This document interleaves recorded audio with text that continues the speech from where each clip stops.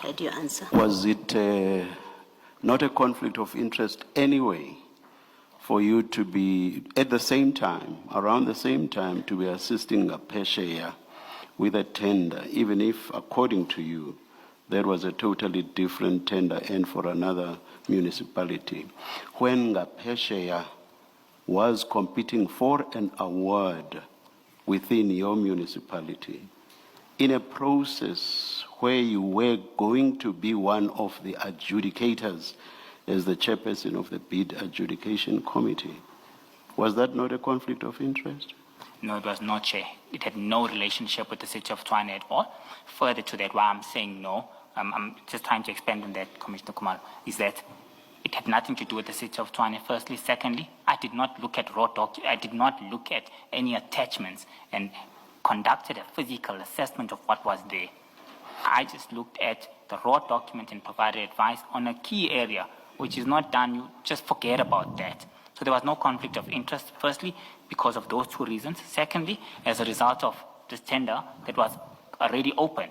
It hadn't closed at that point in time, and I was just giving friendly advice in a similar way where I would get informal legal advice from an attorney.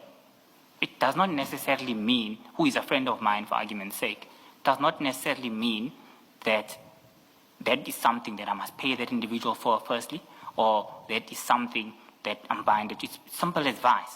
So it was no harm from my perspective because I was not involved in this tender. It had nothing to do with my employment. I only interacted with raw documentation as well.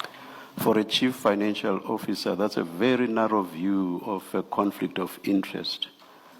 You, by agreeing to assist, have come to have a relationship with this entity, not just a relationship, but a relationship in terms of which you assist that entity with the preparation of its bid.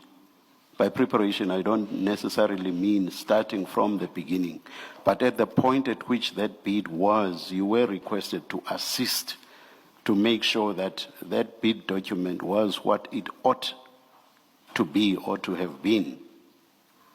And that same entity is participating as a competitor in a bid process which you are going to chair, at the stage of deciding with a view to a recommendation to the municipal manager to recommend whether to award or not to award. It's at the tail end of the process.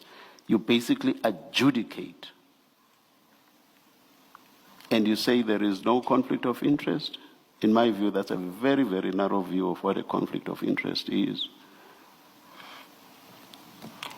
Chairperson,